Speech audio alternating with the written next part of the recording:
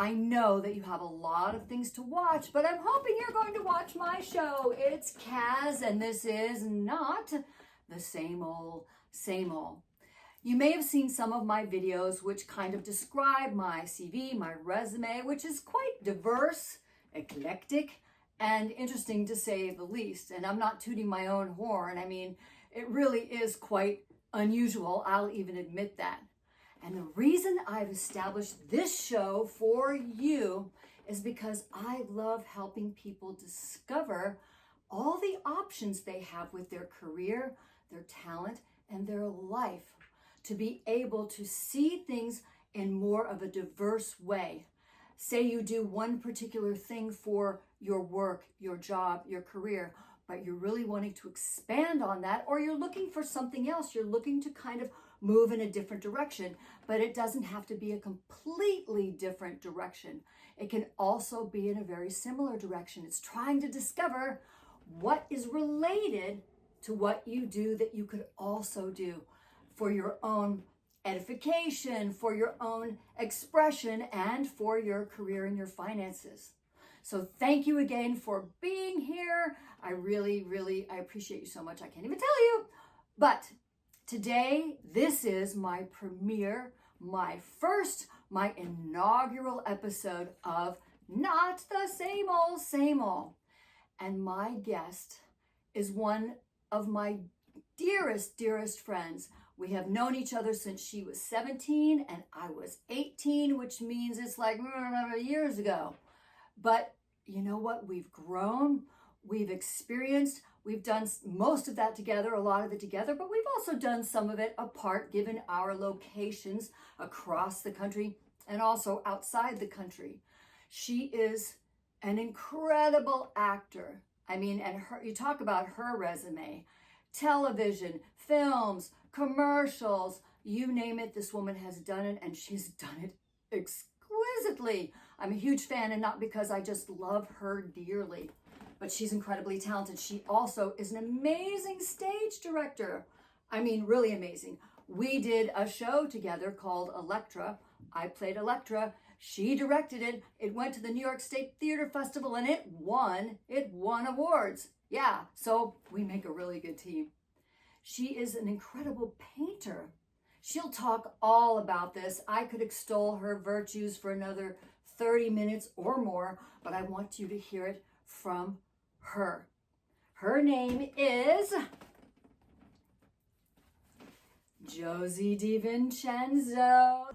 You know, I was extolling your creative and career virtues, I heard. which, you know, and I don't even feel like I touched the tip of the iceberg. Wow. But you know why we're here is we want to talk to all of you about what we've done in our careers, what we've done with our talent, obviously, that's a part of our career, but also what we've done in our lives. And sometimes we see things as an incredible success, and they are. But sometimes we see things that are, you know, we feel they could have been better, or they were just what we thought was crap, was garbage, and were just a failure. But I think it's important to look at things like that, to look at your entire life's body of work, your career, etc., from different angles, you think? And to show our audience how, if they're kind of struggling, whether they're starting out, whether they're in like that midlife area where they're feeling like they need to change, or whether they're 50 and above and want to do something new, to prove that they are vibrant, vital, valid, alive, have wisdom, have expertise, have just, you know, the ability to share what they have with everyone, with all of you and with us. So where would you like to start? Oh my God, there's so much. First of all, in case any of you looked at the name, my name, and was like, wait, IMDb, who the hell is she? What I love about it is it could sound like, oh my God, I should know her. No, I'm one of thousands of what you would call journeyman actors who are fortunate enough to work steadily, but not a household name at all. And that's actually okay. That's actually okay with me. I once met someone who will remain nameless because, you know, privacy, but an actor that a lot of us have seen his face. And it's kind of like, I think there's a documentary out now called That Guy and That Thing. And it's about a lot of actors whose faces you see, but you don't know, where have I seen that? Oh yeah, they were in it, etc. And he said, I love being anonymously successful. Can still go to the grocery store, do this or that. I don't have paparazzi, judging every single move. And let's face it, who wouldn't love the income? But at the same time, we're busy. And when people find out I'm an actor, now that I moved back to Buffalo, New York, their first question is, have I seen you in anything? And she came from LA. We started out in New York. Right. And then she went to LA where she amassed, as I said, that huge resume. And then she came back to Buffalo. Where you're from. Where I'm from. Okay. We met at Fredonia, which is an hour south of here. SUNY Fredonia, State University of New York at Fredonia. Very good school. And I went out to LA to USC for my master's. And, so when I've come back, people ask, have I seen you in anything? And I love that question because I'm like, I don't know. I don't know what you watch, But I could tell you. But then I feel funny about running down the resume. Because then I feel like I'm bragging. And then you could see their wheels turning like, well, I don't remember you from that. So I think it's about the life's work of dispelling the image that people have of, oh, if you were on TV, I should know you. Without realizing that there are thousands and thousands of actors who work who you'll never know their name offhand, and you'll see them or you may not. Doesn't mean they're not working, doesn't mean that they're not successful. Right. I feel very successful, especially being a 5'1", back in the 90s, very curvy, overweight, if you will, according to those standards in the 90s, actor who, wanted to fulfill their dreams of being on film and TV, and looking at the bodies in the 90s and feeling like I could never. And a lot of stuff happened in between, but when I did start to work, they were roles that I didn't expect to be cast as. I mean, I was bad girls with guns or FBI or cops, but these strong women. And because I have this look, and now I did sort of definitely get, I did change my body. That was my choice. I didn't do it because I wanted to keep up with the Joneses. I really just wanted to feel better, and stuff started to happen in that way too. But, I am constantly dispelling this myth that if I was in Hollywood or if I was on TV, people should know my name. People should know who I am. And I think there are a lot of actors out there who might feel like a failure in a way because they had in their head. Yeah, and we were just talking about that we were like just 15 minutes ago. Yeah. So this is amazing that you're bringing this up. I didn't succeed because I didn't become... I actually had 2 series regulars, but the series got canceled right away. But I didn't become, again, a household name or knowing the blah, blah, blah. And success has to be based on, I feel, your growth, what you've learned, what you've gotten, artistically more evolved with, how your relationships are with your friends, family, loved ones, who you are to other people. Are you, spreading the idea of propping people up and encouraging them to do what they can do with their own potential? That to me is a lot more successful. And that ain't easy to say. And you need to stop here, rewind, listen to exactly what she just said again, because it's really, really important. No matter if you are a teacher, you're a nurse, you're a business person, you're in whatever. This can apply to people other than people in the creative arts, actors, or whatever. Yeah. Whatever profession you're in, if you are defining success in a way that you think society defines success, you're going to be screwed. Because now you're chasing after something and ignoring maybe all kinds of other things about you that can become successful or miserable in different ways. Yeah. And so when I came back to Buffalo, there was a part of me that felt like, gee, should have I left LA? I came back because I was offered a bucket list role of Lady Macbeth in the second largest free Shakespeare festival in the country. Yes, in Buffalo. And it's so good. And there's like 1,000 people a night out on this amazing hill in front of a lake. And the talent here is excellent. And then one thing after another happened. I got work in New York, then came back, and here I am over a decade later. And I could easily think, yeah, but you know what? You didn't get a series regular where you were first of all, I'm not dead yet. And also being older, yeah, things can still happen. Again, because in this day and age, we don't have to feel like we're put out to pasture. Nope. With all the content on social media and streaming and everything else, there are hello, look what she's doing. There are possibilities. So that's what I've learned.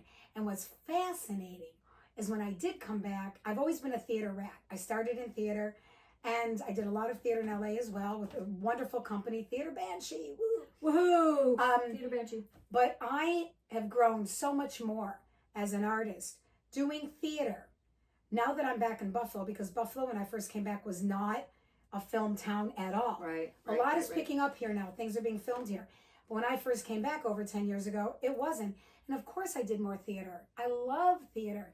I have grown much more, I promise you, as an actor and artist and everything that comes with it, personally too, doing so much more theater, that when I do get a film role now or something like that, I'm a much better film actor. And the more I did film, I became a better theater actor because the disciplines cross over. So you would think, you would think, bigger medium, smaller medium. Some people do have trouble, making the transition, especially if you started from theater, which is bigger and broader, and then you go to the small medium that, and not everybody can do it, and you've done it so well. Well, thank you. I do have to interrupt with that though. You know why? Because when I was younger, one of the very first big roles I got, I always look at life as semesters, but in one semester, I got ER, Friends, and General Hospital. Now, for those of you who weren't born yet, ER was the biggest episode, like a Grey's Anatomy, biggest episode. Look for the reruns. Right. Friends was the biggest sitcom, and General Hospital was the biggest soap. And when I got those three within a few months, my friends were like, "You're going to be a star." And even then I was like, I don't know about that, but I'm certainly glad I'm working. Yeah. So that's the other thing. Be very careful to not figure, oh, now I'm in. No, life is such a much bigger world than that bubble that you feel, I got it now. So, but that said, coming back and doing the discipline of media and theater, or not coming back, but when I was in LA, my first big role, I think ER was the first one. And at that point, I was very, very young, and I was still in a wonderful acting class with Larry Moss. Oh, yeah. Amazing, amazing master teacher. And he's the one that said to me, "You're enough." Because I was doing more. I was like, bringing it. See my acting? Look what I'm doing. Wow. Not in the character at all. It was Josie trying to prove to everybody what a good actor I am. So I was terrified of overacting. I knew if I get on ER, that's going to be reruns, how many decades later? I don't want, so I just went in and I was like, I'm throwing all that away. I'm going to understand the character. And I am this character, just going in and doing the thing. And that was like the fear, the terror of being an overactor and looking bad is what started. And then, of course, I went back and I learned more skill about camera and all of that. That's funny that, couple points, the overactor thing. I don't know if you've ever seen the film Liar Liar with Jim Carrey. I'm not getting any kind of sponsorship. If I drop anybody's name or any kind of product, it's just because I love it, not because I'm being paid. So, disclaimer. So Jim Carrey does Liar Liar, and he's in a courtroom scene with Swoosie Kurtz. And in all of his films, most of his films, he did outtakes.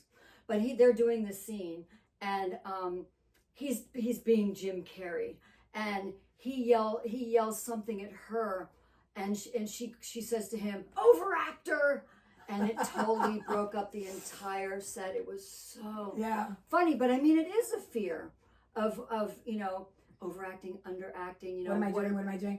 If you're watching yourself, you're already lost in the sauce. Thank you. Yeah. We so love to self-monitor.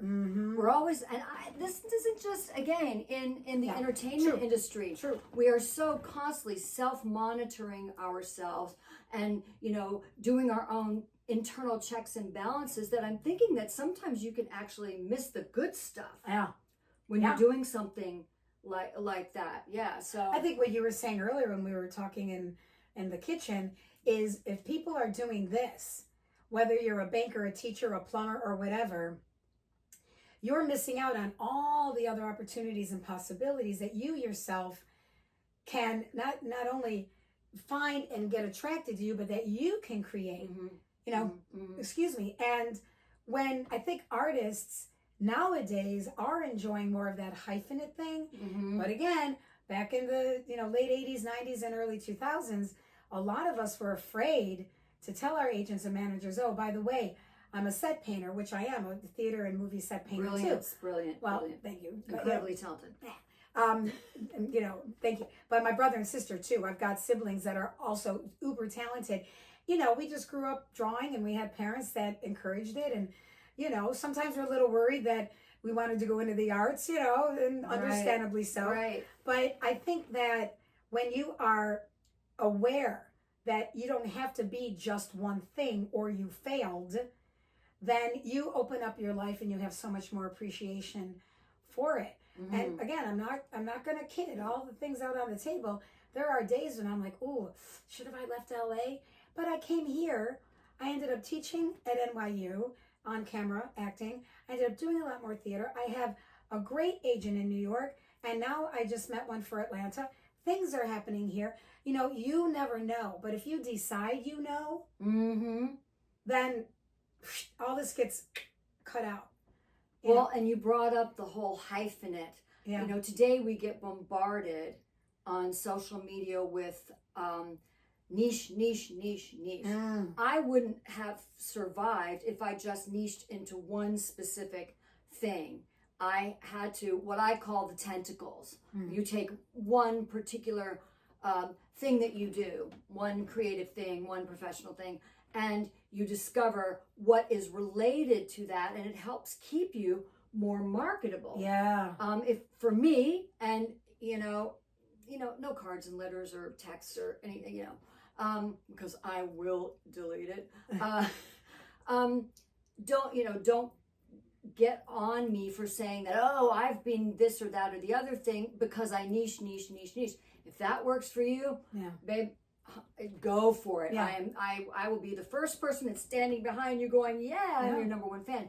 But for me and for Josie, we've realized that being able to have more opportunities to do more things related to what we do has kept us more than afloat. Yeah. Much more than afloat. But everybody needs to do their own thing, which I advocate. Go with the flow, and discover what works for you.